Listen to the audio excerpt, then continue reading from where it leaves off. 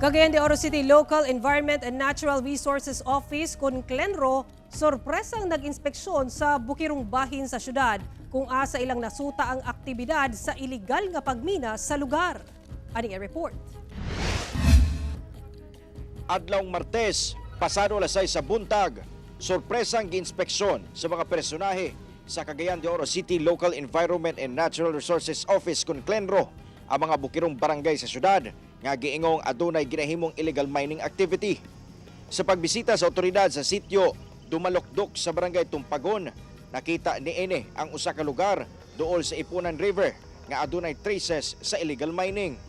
Matod pa, adunay mga heavy equipments nga gasulod sa lugar nga gigamit sa pagmina.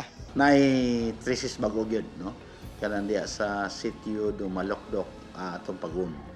So dako mga more than hectare na ang damage sa ilang pag buldos diya. Sa pagbisita sa Clenro, naaktuhan sa Abdila ang pipila ka mga tawo nga mano-manong nagmina.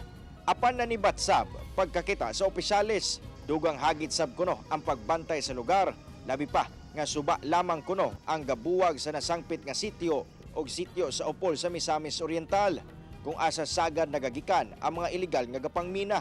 Actually kami sa Clenro no sa city government dili kami stricto kung nakasto nga sa suba nya ang balas imo lang ayag-ayagon using atong bilingan atong lingin daw nga kahoy ganana kay mo man na siya ang kinaraan nga panginabuhian sa mga katawhan.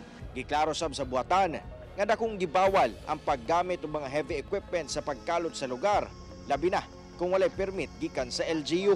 Ato dahil na siyang i-endorse dito sa Task Force Kalikasan for appropriate action kay maglisod man mi kung kamera kay kung kami lang Clenro wala man ni pusil na niya musukol ba.